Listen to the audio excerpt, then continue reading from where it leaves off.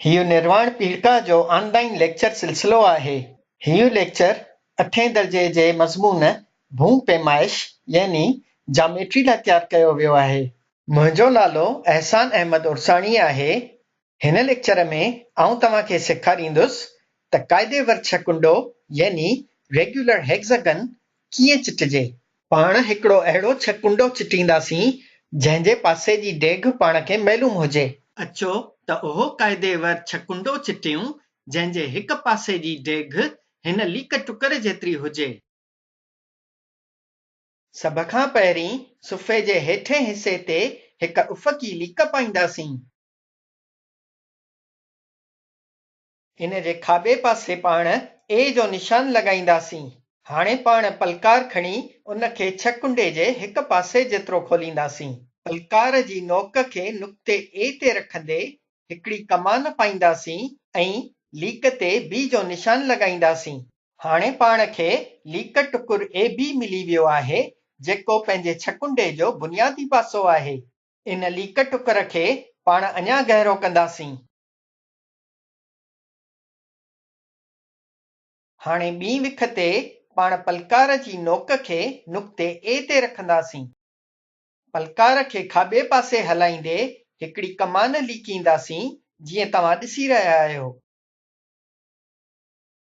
हाणे पलकार जी नोक खे नुक़्ते बी ते रखंदे पाण हिकिड़ी ॿी कमान लीकींदासीं जेका पहिरीं कमान खे काटींदी।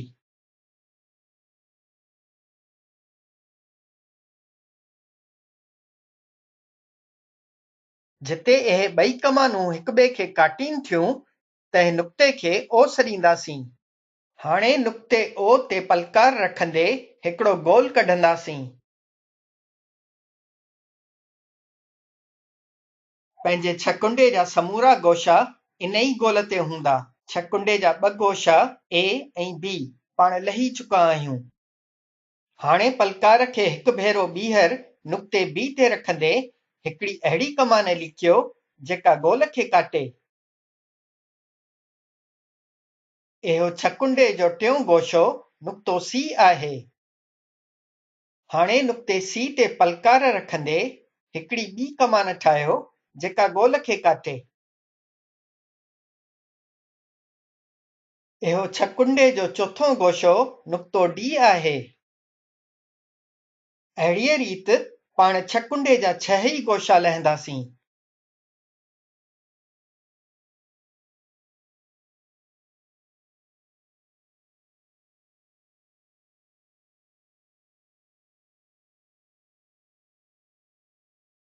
सो जेकॾहिं आउं पलकार जी नोक खे ठीक जाइ ते रखंदुसि त आख़िर में पलकार ठीक पहिरें नुक़्ते ए मथां अची पवंदो।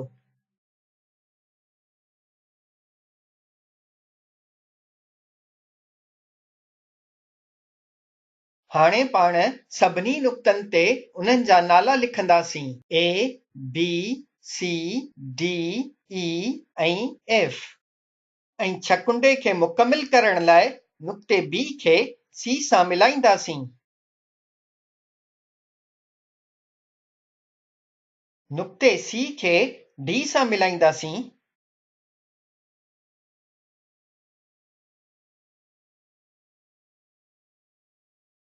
नुक़्ते डी खे ई सां मिलाईंदासीं।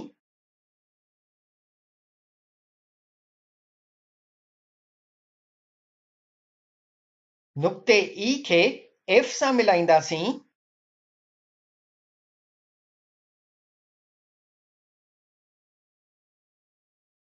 ऐं नुक़्ते एफ खे ए सां मिलाईंदासीं।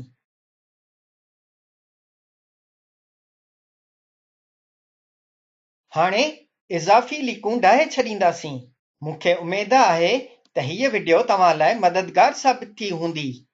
वीडियो ॾिसण लाइ तव्हांजी महिरबानी।